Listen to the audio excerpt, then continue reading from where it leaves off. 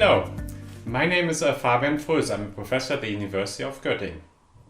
I would like to introduce our joint paper on cultural intelligence development. It's a joint work together with Sam Davies, Jiaojio Feng and Vesa Peltokorpi, and I have the pleasure to introduce the paper to you. This paper is about cultural intelligence. What is cultural intelligence? Cultural intelligence is the ability to interact effectively across cultural contexts, and particularly with culturally different individuals, meaning people from different countries. There's a large body of research on cultural intelligence, and that research has found that cultural intelligence, or the abbreviation CQ, like intelligence, but the cultural intelligence, has important effects on knowledge transfer, innovation, job performance, adjustment. Well, again, here what we can, to summarize, cultural intelligence is extremely important to succeed in an intercultural environment. I think I need to make one clarification. Intelligence is stable. You're born smart or you're born not smart. Cultural intelligence, however, is not stable. It's understood, it's developmental. You can improve it. So there's the question, how can it be improved?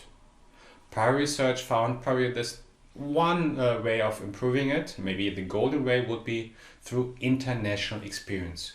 You go abroad and then you learn automatically cultural intelligence. However, research is not that straightforward. We do find this relation, sometimes we don't. So it remains a black box.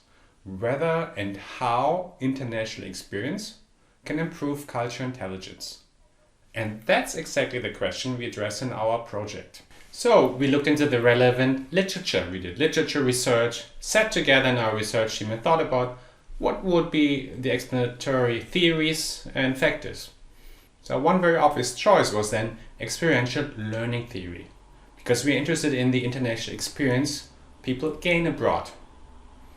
And according to experiential learning theory, maybe you've heard about, it's like the cycle. You go to different experience, reflect upon it, and then engage and so forth. That is probably our baseline theory. We wanted to look in more specifically, what are the factors that would help to people to get embedded, learn more, gain this experience, which would then result in an increased cultural intelligence. And then essentially we came up with two basic factors. One would be related to human capital. Again, that's also related to learning and so forth. So it refers to that people abroad, they need to gather new information about the cultural environment, the general cultural environment. And then also specific information, professional or work related. We're looking at students, so it would be study related information gathering. The other factor then is related to social capital, meeting people, networking and so forth. And here we distinguish into two subfactors. One would be social networks with local nationals, so in Italy with Italians, or maybe with other foreigners. And we would assume then the more people engage in these international experience and human and social capital, in information and maybe network gathering, that would then result to an increase in cultural intelligence.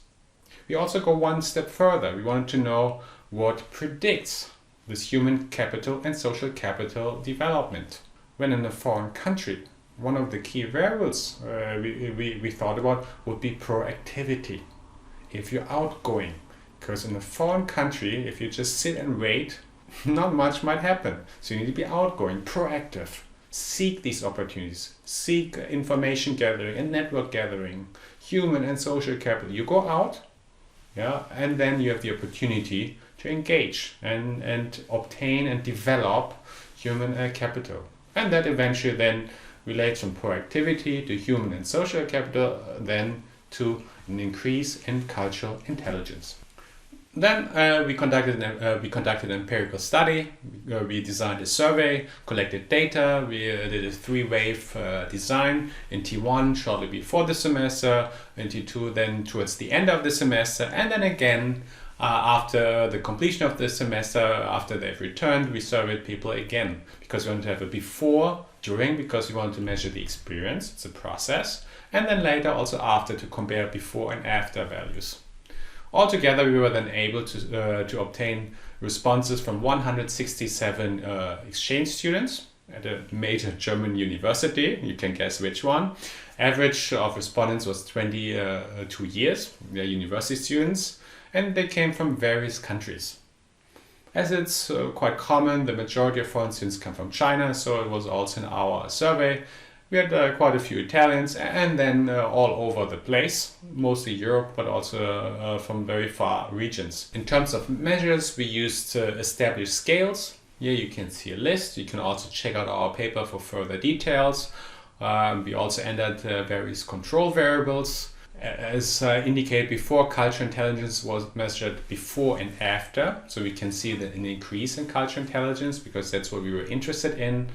Now, the exciting part, the results. Several of our hypotheses were confirmed. What you can see on the left-hand side, proactivity, was statistically significant related several dimensions of human and social capital. Then the only exception was networking with local nationals, meaning with host country nationals, was not significant. That was somewhat surprising. We are not exactly sure why that was. Maybe because overall most foreign students did not have that much contact with locals.